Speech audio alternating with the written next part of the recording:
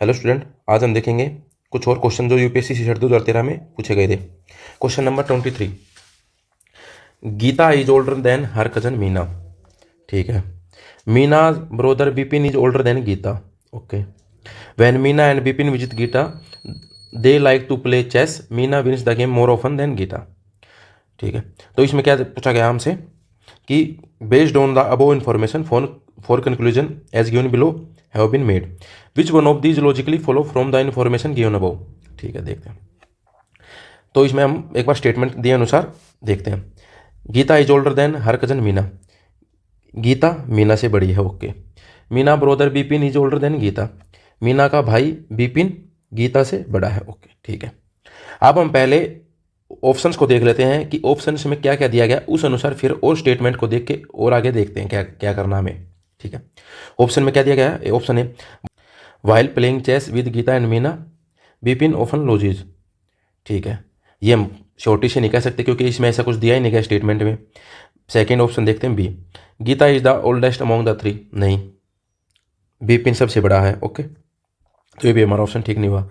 Gita hates to lose the game, ये भी नहीं कह सकते हम क्योंकि ऐसा कुछ स्टेटमेंट में दिया नहीं गया। Option D, Meena is the youngest of the three. अब आप देख सकते हैं कि मीना इन तीनों में सबसे छोटी है, तो हमारा ऑप्शन डी ठीक हुआ। तो हमारा आंसर हुआ ऑप्शन डी। हमें इस टाइप के क्वेश्चन में ज़्यादा कुछ ना करते हुए पहले स्टेटमेंट को एक बार देखना है, फिर ऑप्शंस को देखना है कि ऑप्शंस किस हिसाब से दिए गए हैं, फिर उस हिसाब से हमें दी गई स्टेटमेंट को अनुसार आगे चीज़ें करनी है। ठीक है ना। अब देखो, इसमें चेस का कि कौन जीता कौन आ रहा, इससे रिलेटेड कोई ऑप्शन था ही नहीं। अगर आप देखें एग्जैक्ट, तो वे चीज़ें हमें सिर्फ कंफ्यूज करने के लिए दी गई थी। तो हमें सिर्फ ये ध्यान रखना है कि ऐसे क्वेश्चन जब पूछे जाएँ तो हमें उनमें एक बार ऑप्शंस की तरफ भी देख लेना चाहिए। ठीक है, जैसे हमने सिर्फ इसमें ये देखा कि कौन बड़ा है कौन छोटा है, वैसे हमने इनको अनुसार इनको किया। फिर इसमें देखा कि ये ऑप्शन भी हम शॉर्टी से बता सकते हैं कि कौन बड़ा है, ये ऑप्शन भी हम शॉर्टी से बता सकते थे कि कौन बड़ा है कौन छोटा है। तो हमारा ऑप्शन डी हमारा ठीक था क्योंकि Geeta is the oldest among the three, ये हमारा ऑप्शन गलत है क्योंकि सबसे बड़ा है बिपिन। ओके, आई होप आपको क्वेश्चन समझ में आ गया होगा। तो चलो चलते हैं नेक्स्ट क्वेश्चन की तरफ। Question number 28, there are 5 hobby clubs in a college, photography, yachting, chess, electronics and gardening. The gardening groups meets every second day. ठीक है, जो गार्डनिंग ग्रुप्स के लोग हैं वे हर दूसरे दिन मिलते हैं। Electronic groups every third day, electronics वाले तीसरे दिन मिलते हैं। Chess group meets every fourth day, ये चौथे दिन मिलते हैं। Yachting group meets fifth day, ये पाँचवें दिन मिलते हैं। फोटोग्राफी ग्रुप मीट्स एवरी, ये छठे दिन मिलते हैं। ओके, हमने क्या दिया गया? गार्डनिंग सेकेंड डे, हर सेकेंड डे, इलेक्ट्रॉनिक्स हर third day, chess fourth day, yachting fifth day और फोटोग्राफी वाले हर सिक्स डे। तो हमें क्या निकालना है कि how many times do all the 5 group meet on the same day within 180 day. 180 दिन के भीतर ये लोग, हर ग्रुप के लोग कितनी बार एक साथ मिलेंगे, हमें ये निकालना है। हमें ये निकालना है कि 180 दिन के अंदर ये पांचों ग्रुप्स के मेंबर एक साथ कितनी बार मिलेंगे। ठीक है, तो गार्डनिंग के दूसरे दिन मिलते हैं, इलेक्ट्रॉनिक के तीसरे दिन, ये क्या है चेस के चौथे दिन, याटिंग के पाँचवें दिन और फोटोग्राफी के सिक्स दिन। हमें इस टाइप के क्वेश्चन में हमें इनका एलसीएम निकालना पड़ेगा और जो एलसीएम निकल के आएगा उसे हम 180 से डिवाइड करेंगे। जितना हमारा आंसर होगा उतनी बार ये सभी लोग एक साथ मिलेंगे। तो हमें एलसीएम निकालने के क्या करना पड़ेगा, आई होप आप समझाते हो कि एलसीएम कैसे निकालता है। हम इसको डायरेक्ट करते हैं, देखते हैं। हमें इसमें सबसे बड़ी डिजिट क्या है? 6। तो 6 के मल्टीप्लीकेशन में क्या था? 2 और 3। ओके, हमने ये ले लिया, 2 इसमें आ गया, 3 भी इसमें आ गया। अब 4 बचा, 4 का एक 2 तो इसमें आ गया, हमने एक 2 और ले लिया। ओके, 4 भी आ गया। अब 5 का कुछ नहीं था तो मैंने 5 पूरा ले लिया। तो जो इनका मल्टीप्लिकेशन वैल्यू आएगी वो इनका एलसीएम होगा। अब इनकी मल्टीप्लिकेशन वैल्यू क्या आई? 2 इंटू 3 6, 6 इंटू 2 12, 12 इंटू 5 60, 16 का एलसीएम आया। और हमें क्या बताना है? 180 दिन के अंदर 180 डिवाइडेड बाई 60। तो हमारा आंसर क्या हुआ? 3 बार। तो हमारा आंसर क्या निकल गया? ऑप्शन ए हमारा आंसर हुआ। इस टाइप के क्वेश्चन में हमें सिर्फ एलसीएम निकालना पड़ता है और जैसा भी हमें दिया गया कितने दिन के बाद मिलेंगे, कितने दिन में मिलेंगे, कौन कितने मतलब कितने दिन बाद मिलेंगे, कितने दिन में मिलेंगे, ऐसा निकालने के लिए हमें क्वेश्चन की रिक्वायरमेंट के अनुसार क्वेश्चन को सोल्व करना है। ठीक, आई होप आपको क्वेश्चन अच्छे समझ में आ गया होगा। चलो चलते हैं नेक्स्ट क्वेश्चन की तरफ। A B C D and E belong to 5 different city, P Q R S and T. ठीक है, not necessary in that order. ठीक है, ये नेसेसरी नहीं कि इसी ऑर्डर में। Each one of them come from a different city, ठीक है, हर एक अलग सिटी से आता है। तो हम एक बार इसकी स्टेटमेंट के दिए अनुसार इस क्वेश्चन को देख करते हैं। कितनी सिटीज़ हैं? 5, P Q R S T, ठीक है। पीपल कितने हैं? 5, A B C D E। अब इनकी स्टेटमेंट के दिए अनुसार हम इनको करते हैं।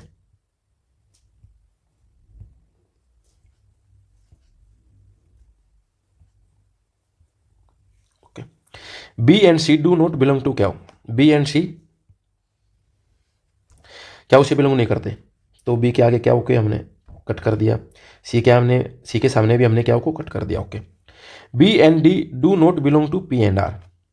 बी क्याउ से भी नहीं करता और पी से भी नहीं करता और आर से भी नहीं करता, और साथ में कौन नहीं करता? पी आर से ई। ई कहाँ पे? ये रहा, पी आर के सामने हमने कट कर दिया। ठीक है, अब देखते हैं थर्ड स्टेटमेंट में क्या दिया है। A and C do not belong to R S and T. ठीक है, A and C R S T और सी आर एस टी के हमने सामने कट कर दिया। अब फोर्थ स्टेटमेंट क्या दी गई है? D and D do not belong to Q and T. D कहाँ पे? ये रहा, क्याउ से बिलोंग नहीं करता, टी से बिलोंग नहीं करता, और ई भी क्याउ से बिलोंग नहीं करता। ओके, और टी से भी बिलोंग नहीं करता।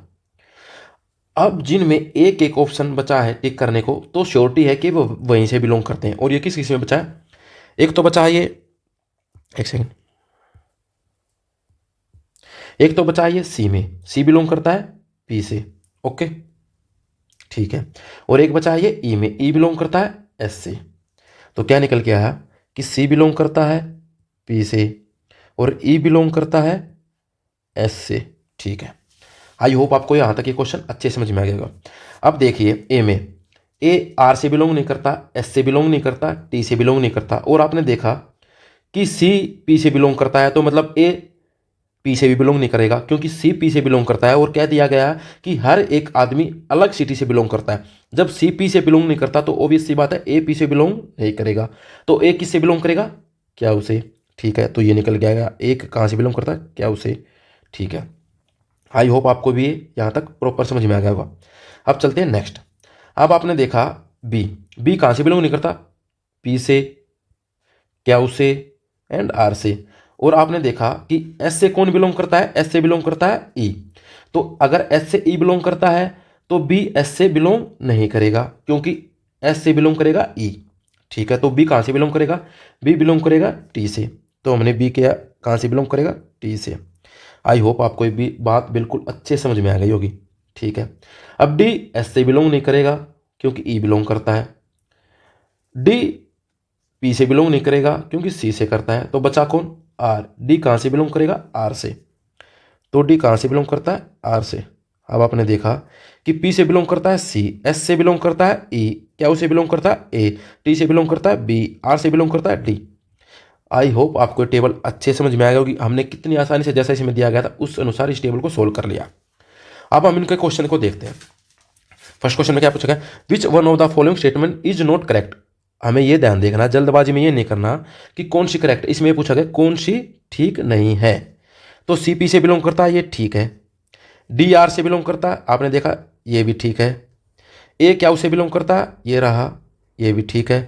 तो बी एस से बिलोंग नहीं करता, बी टी से बिलोंग करता है, ये रहा। तो इसमें क्या दे रखा है? डी ऑप्शन में बी एस से बिलोंग करता, तो ये हमारा ऑप्शन गलत है। और क्या पूछा गया था? Note correct. करेक्ट कौन सा नहीं है? ऑप्शन डी हमारा आंसर हो गया। आई होप आपको ये क्वेश्चन अच्छे से समझ में आया होगा। ठीक है ना, तो चलो चलते हैं नेक्स्ट क्वेश्चन की तरफ। 7 men A B C D and E F and G are standing in a queue in that order. Each one is wearing a cap of a different color like violet, indigo, blue, green, yellow, orange and red. D is able to see in front of him green and blue but not violet. E can see violet and yellow but not red. G can see caps of all color other than orange. ठीक है, इफ E is wearing an indigo color cap, E ने indigo colour की cap पहनी है, then the colour of the cap worn by F is. तो चलो question को सोल्व करते हैं। कितने पर्सन है? 7 A B C D E F G। अब फर्स्ट स्टेटमेंट क्या दी गई, D is able to see in front of him green and blue but not violet. तो इसका मतलब ए, एक सेकंड दूसरा कलर ले लेते हैं, ए बी सी में से किसी ने किस कलर की कैप पहनी हुई है, ग्रीन एंड ब्लू, ठीक है, बट नॉट वायलेट। तो मतलब किसने, डी ई एफ बी जी में से किसी ने वायलेट कलर की कैप पहनी है, क्योंकि डी अपने सामने वही कैप रंग देख सकता है जो उसके सामने वाले व्यक्तियों ने पहनी होगी। डी अपने सामने कौन से कलर देख सकता है, जो उसके सामने वाले पर्सन्स ने पहनी होगी।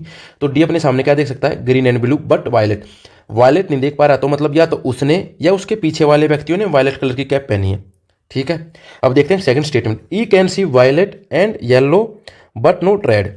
अब आपने देखा कि ई अपने सामने क्या देख सकता है, violet and yellow but not red. A B C D में से किसने क्या पहनी होगी, violet and yellow but not red, ठीक है। तो इनमें से किसी ने रेड पहनी होगी, ठीक है। अब जब आपने देखा कि डी वायलेट कलर नहीं देख पा रहा अपने आगे वाले व्यक्तियों में, बट ई अपने आगे वाले व्यक्तियों में वायलेट कलर देख पा रहा है, तो इसका मतलब डी ने वो कैप पहनी है, क्योंकि जो डी ने कैप पहनी होगी वो वह कलर नहीं देख पाएगा और अलग कलर देख पाएगा। तो मतलब अगर डी ने वायलेट नहीं देख पा रहा तो मतलब डी ने वायलेट कलर की कैप पहनी है। इसको अलग कलर में देखते हैं, करते हैं, एक सेकंड।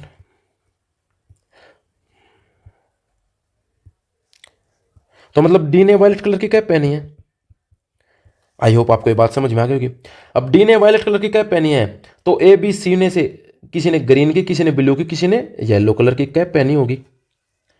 ओके, आई होप आपको ये बात यहां तक समझ में आ गई होगी। अब देखते हैं next, G can see caps of all colour other than orange. अब जब जी के सामने सभी व्यक्ति हैं, जी एक ही कलर नहीं देख पा रहा, तो इसका मतलब जी ने वही कलर पहना हुआ है जो वह नहीं देख पा रहा। तो जी ने कौन सा कलर नहीं देख पा रहा, ऑरेंज। तो जी ने ऑरेंज कलर की कैप पहनी है। ओके, अब नेक्स्ट में क्या दिखा है, E is wearing an indigo colour cap. अब ई इंडिगो कलर की कैप पहने हुए हैं, ठीक है। तो अब कौन सा कलर बचा, कलर बचा हमारे पास ग्रीन। देखो अब देखते हैं, ए बी सी में से किसी ने ग्रीन ब्लू येलो पहना हुआ है। ओके, तो ग्रीन भी चला गया, ब्लू भी चला गया, येलो भी चला गया। डी ने वायलेट कलर पहना हुआ है, जी ने ऑरेंज कलर पहना हुआ है और ई ने इंडिगो कलर पहना हुआ है। तो एक कलर कौन सा बचा, कलर बचा हमारे पास रेड, और एक ही व्यक्ति बचा, वो व्यक्ति कौन सा बचा, F.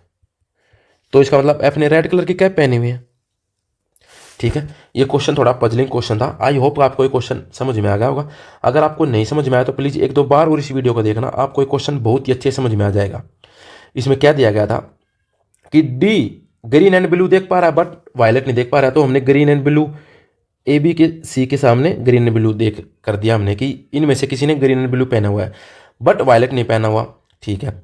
E can see violet and yellow. अब जब ई वायलेट देख पा रहा है और डी वायलेट नहीं देख पा रहा था, तो मतलब डी ने ही वही कलर पहना है जो डी नहीं देख पा रहा था और ई देख पा रहा है। तो डी कौन सा कलर नहीं देख पा रहा था, वायलेट, और ई देख पा रहा है वायलेट, यस, क्योंकि ये दिया गया। तो डी ने पहना हुआ है वायलेट, ठीक है।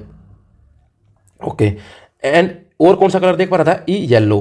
ग्रीन एंड ब्लू तो पहने हुए थे और येलो भी पहना हुआ किसी ने ए बी सी में से। ओके, अब हमें ये निकालना है नहीं कि ए ने कौन सा कलर पहना हुआ, बी ने कौन सा कलर पहना हुआ, सी ने, हमें ये नहीं निकालना। हमें बस ये देखना कि इन तीनों आदमियों ने इन तीनों तरह के कलर में से कोई ना कोई कलर पहना हुआ है।